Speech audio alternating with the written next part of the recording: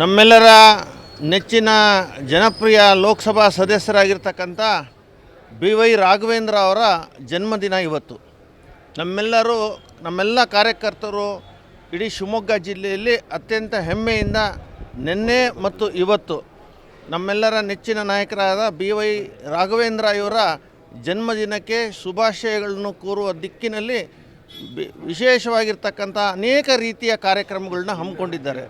ವಿಶೇಷವಾಗಿ ಸೊರಬದಲ್ಲಿ ನಿನ್ನೆ ದಿವಸ ರಕ್ತದಾನ ಶಿಬಿರ ಇರ್ಬೋದು, ಶಿಕಾರಿಪುರದಲ್ಲಿ ದೊಡ್ಡ ಕಾರ್ಯಕ್ರಮ, ನಾಟಕ ಪ್ರದರ್ಶನ, ಶಿವಮೊಗ್ಗದಲ್ಲೂ ಕೂಡ ಇವತ್ತು ಬೆಳಗ್ಗೆ ನಮ್ಮ ಸಂತೋಷ್ ಬೆಳ್ಳೆಕೆರೆ ಹಾಗೂ ರಾಜೇಶ್ ಕಾಮತ್ ಅವರ ದಿವಾಕರ್ ಶೆಟ್ಟಿ ಅವರ ಪರಿಶ್ರಮದಿಂದಾಗಿ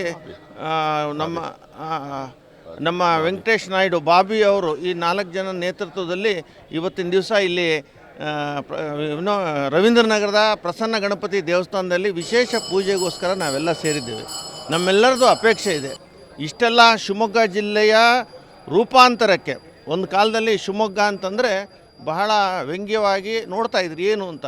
ಇವತ್ತು ಇಡೀ ರಾಜ್ಯದ ಜನ, ಇಡೀ ದೇಶದ ಜನ ಶಿವಮೊಗ್ಗ ಜಿಲ್ಲೆ ಅಂದರೆ ಒಂದ್ಸಲಿ ತಿರುಗಿ ನೋಡುವಂಥದ್ದು, ಪೇಪರ್ಗಳಲ್ಲಿ ಮಾಧ್ಯಮದಲ್ಲಿ ಶಿವಮೊಗ್ಗ ಅಂದರೆ ಒಂದ್ಸಲಿ ಕಿವಿ ಕೊಡುವಂಥದ್ದು ಆಗಿರೋಕ್ಕೆ ಕಾರಣ ಸನ್ಮಾನ್ಯ ಬಿ.ವೈ. ರಾಘವೇಂದ್ರ ಅವರು ಅಂತೇಳಿ ಅತ್ಯಂತ ಹೆಮ್ಮೆಯಿಂದ ಹೇಳೋಕ್ಕೆ ಬಯಸ್ತೇನೆ. ಅವರು ಸಂಸದರಾಗದಾಗಿಂದ ಸಾಕಷ್ಟು ಅಭಿವೃದ್ಧಿ ಕಾರ್ಯಗಳನ್ನ ಶಿವಮೊಗ್ಗಕ್ಕೆ ತಂದಿರತಕ್ಕಂಥದ್ದು. ವಿಶೇಷವಾಗಿರ್ತಕ್ಕಂಥ ಏರ್ಪೋರ್ಟ್ ನಿರ್ಮಾಣ ಇರುವುದು, ಸನ್ಮಾನ್ಯ ಯಡಿಯೂರಪ್ಪನವರು ಮುಖ್ಯಮಂತ್ರಿ ಆದ ಸಂದರ್ಭದಲ್ಲಿ ಬಿ.ವೈ. ರಾಘವೇಂದ್ರ ಅವರು ಸಂಸತ್ ಸದಸ್ಯರಾಗಿ ರಾಜ್ಯ ಮತ್ತು ಕೇಂದ್ರಕ್ಕೆ ಕೊಂಡಿಯಾಗಿ ನಿಂತು, ಸೇತುವೆಯಾಗಿ ನಿಂತು ಅನೇಕ ಕೇಂದ್ರ ಸರ್ಕಾರದ ಯೋಜನೆಗಳನ್ನ ತರಲು ಯಶಸ್ವಿಯಾಗಿದ್ದಾರೆ. ಯಡಿಯೂರಪ್ಪನವರು ಪ್ರಾರಂಭ ಮಾಡಿರ್ತಕ್ಕಂಥ ಯೋಜನೆಗಳನ್ನ ಅದನ್ನು ತಾರ್ಕಿಕ ಮಟ್ಟಕ್ಕೆ ತಗೊಂಡು ಹೋಗೋದರಲ್ಲಿ ರಾಘವೇಂದ್ರ ಅವರು ಸಫಲರಾಗಿದ್ದಾರೆ. ಅದರೊಳಗೆ ವಿಶೇಷವಾಗಿ ವಿಮಾನ ನಿಲ್ದಾಣದ ಪ್ರಾರಂಭ ಮೊದಲನೇ ಬಾರಿಗೆ ಯಡಿಯೂರಪ್ಪನವರು ಮುಖ್ಯಮಂತ್ರಿ ಆದಾಗ ಕನಸು ಕಂಡಿದ್ದರು. ವಿಮಾನ ನಿಲ್ದಾಣ ಶಿವಮೊಗ್ಗದಲ್ಲಿ ಆಗಬೇಕು, ಇದೊಂದು ದೊಡ್ಡದಾಗಿರ್ತಕ್ಕಂಥ ಅಂತಾರಾಷ್ಟ್ರೀಯ ಮಟ್ಟದಂಥ ಏರ್ಪೋರ್ಟ್ ಆಗಬೇಕು ಅಂತ ಕನಸು ಕಂಡಿದ್ದರು. ಆ ಕನಸನ್ನು ಸಾಕಾರ ಪಡೋದಕ್ಕೆ ಪ್ರಯತ್ನ ಪಟ್ಟಂಥವ್ರು ಬಿ.ವೈ. ರಾಘವೇಂದ್ರ ಅವರು ಸಂಸದರಾಗಿದ್ದಾಗ ತಂದರು. ಹೀಗೆ ಅನೇಕ ಅಭಿವೃದ್ಧಿ ಕಾರ್ಯಗಳ ಬಗ್ಗೆ ನಾವು ಮಾತನಾಡ್ತಾ ಹೋಗ್ಬೋದು. ಅವೆಲ್ಲ ಹೇಳಬೇಕು ಅಂದರೆ ಸಾಕಷ್ಟು ಸಮಯನೂ ಬೇಕು.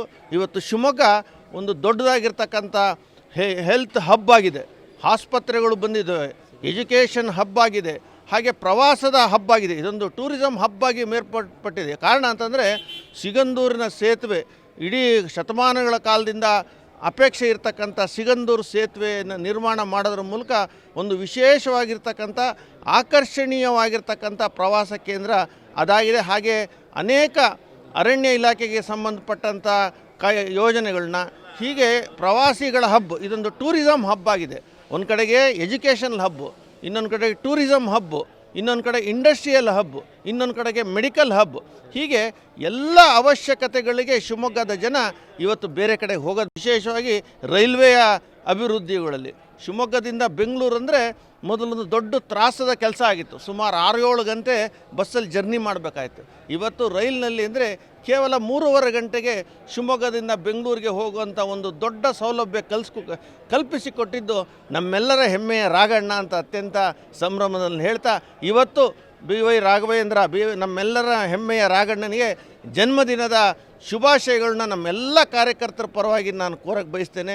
ನಮ್ಮದೊಂದು ನೋವಿದೆ, ಇಷ್ಟೆಲ್ಲ ಅಭಿವೃದ್ಧಿ ಕಾರ್ಯ ಮಾಡುವಂಥ ಯೋಚನೆ ಇರ್ತಕ್ಕಂಥ ನಮ್ಮ ರಾಘಣ್ಣ ಕೇಂದ್ರ ಸಚಿವರಾದರೆ ಇಡೀ ರಾಷ್ಟ್ರಕ್ಕೆ ಅಭಿವೃದ್ಧಿ ಕಾರ್ಯದ ಪತ್ರವನ್ನು ಬದಲಾವಣೆಗೊಳಿಸುವುದು, ನರೇಂದ್ರ ಮೋದಿಯವರ ಯೋಚನೆಗೆ ತಕ್ಕಂತೆ ಹೆಜ್ಜೆ ಹಾಕುವ ಒಬ್ಬ ಅಭಿವೃದ್ಧಿ ಪ್ರಗತಿಯ ಯೋಜನೆಯ ಪುರುಷ ನಮ್ಮೆಲ್ಲರ ಹೆಮ್ಮೆಯ ರಾಘಣ್ಣ ಕೇಂದ್ರದಲ್ಲಿ ಸಚಿವರಾಗಿ ಅವಕಾಶ ಸಿಗಬೇಕು ಅಂಥೇಳಿ ಆ ಭಗವಂತನಲ್ಲಿ ವಿಶೇಷವಾಗಿ ಗಣಪತಿಯಲ್ಲಿ ಪ್ರಾರ್ಥನೆ ಮಾಡಿಕೊಂಡು ಇವತ್ತು ನಾವೆಲ್ಲರೂ ಕೂಡ ಸೇರಿ ಜನ್ಮದಿನದ ಶುಭಾಶಯಗಳನ್ನ ಅತ್ಯಂತ ಹೆಮ್ಮೆಯಿಂದ ಸಂತೋಷದಿಂದ ಸನ್ಮಾನ್ಯ ರಾಘಣ್ಣ ಅವರಿಗೆ ಕೋರಕ್ಕೆ ಇಚ್ಛಿಸ್ತೇವೆ. ಭಗವಂತ ಅವರಿಗೆ ಎಲ್ಲ ರೀತಿಯ ಆರೋಗ್ಯ, ನೆಮ್ಮದಿ, ಭಾಗ್ಯ, ಸಮೃದ್ಧಿ ಅವರಿಗೆ ಮತ್ತು ಅವರ ಕುಟುಂಬಕ್ಕೆ. ವಿಶೇಷವಾಗಿ ರಾಘಣ್ಣ ಅವರಿಗೆ ಬೆನ್ನೆಲುಬಾಗಿ ನಿಂತಂಥ ನಮ್ಮೆಲ್ಲರ ಹೆಮ್ಮೆಯ ನಾಯಕ ಬಿ.ಎಸ್. ಯಡಿಯೂರಪ್ಪನವ್ರಿಗೂ ಕೂಡ ಭಗವಂತ ಆರೋಗ್ಯವನ್ನು ಕೊಟ್ಟು ನಮ್ಮ ರಾಜ್ಯದಲ್ಲಿ ಮತ್ತೊಮ್ಮೆ ಸರ್ಕಾರ ಬರಬೇಕು, ನಮ್ಮೆಲ್ಲರ ನೆಚ್ಚಿನ BY ವಿಜಯೇಂದ್ರ ಅವರು ಮುಖ್ಯಮಂತ್ರಿ ಆಗಬೇಕು, ರಾಘಣ್ಣ ಅವರು ಕೇಂದ್ರ ಸಚಿವರಾಗಬೇಕು. ಈ ಎರಡೂ ನೋಡಿದಾಗ ಶಿವಮೊಗ್ಗದ ಅಭಿವೃದ್ಧಿ ಇನ್ನಷ್ಟು ವೇಗ ಆಗತ್ತೆ ಅಂತೇಳಿ ಅತ್ಯಂತ ಹೆಮ್ಮೆಯನ್ನು ಹೇಳ್ತಾ ಅವರಿಗೆ ಮತ್ತೊಮ್ಮೆ ಶುಭಾಶಯ ಕೊಟ್ಟು ನನ್ನ ಮಾತು ಮುಗಿಸ್ತೀನಿ. ಎಲ್ಲರಿಗೂ ನಮಸ್ಕಾರಗಳು. ಶುಭಾಶಯಗಳು ಶುಭಾಶಯಗಳು ರಾಘಣ್ಣಂಗೆ ಶುಭಾಶಯಗಳು.